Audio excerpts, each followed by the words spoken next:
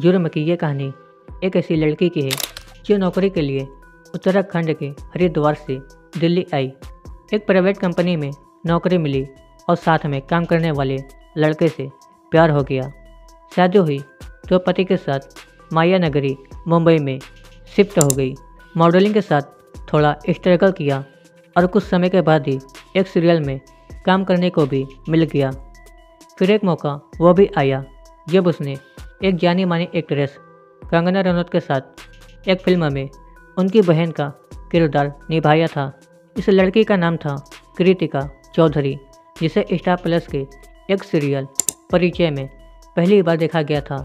अब सवाल था कि उसका कत्ल किसने किया, वह कौन था जो बिना रोक टोक के उसके फ्लैट में दाखिल हुआ और उंगलियों में पहनने वाले पीतल के मुक्के से वार कर उसकी जान ले ली।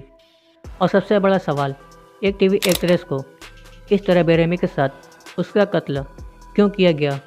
सब कुछ ठीक चल रहा था, लेकिन इसी बीच पता चला कि उसका पति उसे धोखा दे रहा है। जिंदगी ने करवट ली और वह पति से अलग होकर अकेले रहने लगी। धीरे धीरे उसे ड्रग्स की लत लगी और एक दिन उसकी लाश उसी के फ्लैट में सड़ी हुई हालत में मिली। उसके सिर में पीतल का मुक्का मारकर 4 दिन पहले ही उसका कत्ल किया गया था। कातिलों ने रूम का एसी ऑन छोड़ दिया था ताकि लाश की बदबू बाहर ना जा पाए। कृतिका की लाश को कंबल से ढका हुआ था और जिस कमरे में वह मिली उसका एसी ऑन था। लाश को देखकर अंदाजा लगाया जा सकता था कि कत्ल की इस वारदात को 3 से 4 दिन पहले अंजाम दिया गया था। पुलिस को लाश के पास खून से सनी एक शर्ट और उंगलियों में पहनने वाला पीतल का एक मुक्का भी मिलता है। पोस्टमार्टम रिपोर्ट में कृतिका के कान के नीचे सिर पर चोट का एक गहरा निशान मिलता है। ये सबूत बता रहे थे कि पीतल के मुक्के से उसके सिर पर वार कर उसे मारा गया था और इसके बाद खून से सनी शर्ट को वहीं छोड़ दिया गया था।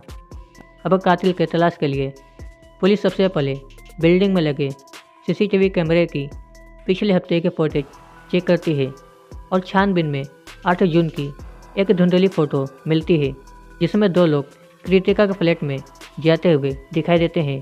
तारीख थी 12 जून 2017। वक्त दोपहर के लगभग 3:30 बजे और जगह मुंबई में अंधेरी वेस्ट का फोर बंगलोज इलाका। इसी इलाके की भैरवनाथ SRA बिल्डिंग से पुलिस कंट्रोल रूम में एक फ़ोन जाता है और बताया जाता है कि 5वीं मंजिल पर एक फ्लैट से बहुत तेज दुर्गंध आ रही है। पुलिस की टीम मौके पर पहुंचती है और जब फ्लैट का दरवाज़ा खोला जाता है तो अंदर खून से लथपथ कृतिका चौधरी की लाश मिलती है। अब पुलिस इस धुंधली CCTV फुटेज, खून से सनी एक शर्ट और पीतल के उस मुक्के के जरिए कातिल का सुराग लगाने में जुट जाती है जो कृतिका के रूम से मिला था। पूछताछ होती है तो बिल्डिंग का एक सिक्योरिटी गार्ड फुटेज में दिखने वाले एक शख्स को पहचान लेता है। इस शख्स का नाम था शकील नसीम खान। सिक्योरिटी गार्ड बताता है कि यह शख्स अक्सर कृतिका से मिलने के लिए आता था। फुटेज को गहराई से देखा जाता है तो इस शख्स ने 8 जून को वही शर्ट पहनी थी जो कृतिका के रूम में खून से सनी हुई मिली है। CCTV फुटेज के अलावा पुलिस कृतिका के मोबाइल कॉल डिटेल भी खंगालती है। कॉल डिटेल के आधार पर कृतिका की जान पहचान के लोगों से पता चलता है कि शकील नसीम खान मुंबई के गवंडी इलाके का रहने वाला है। थोड़ी मशक्कत के बाद शकील पुलिस की गिरफ्त में आ जाता है और जब उससे पूछताछ होती है तो पूरी कहानी खुलकर सामने आ जाती है। इस कहानी की शुरुआत होती है जुलाई 2016 से, जब कृतिका ने एक ड्रग्स पेडलर के डिलीवरी बॉय शकील से ड्रग्स खरीदी। इस ड्रग्स के 6000 रुपये बाकी थे और इसके कुछ समय बाद ही शकील को ड्रग्स के मामले में गिरफ्तार कर लिया गया था।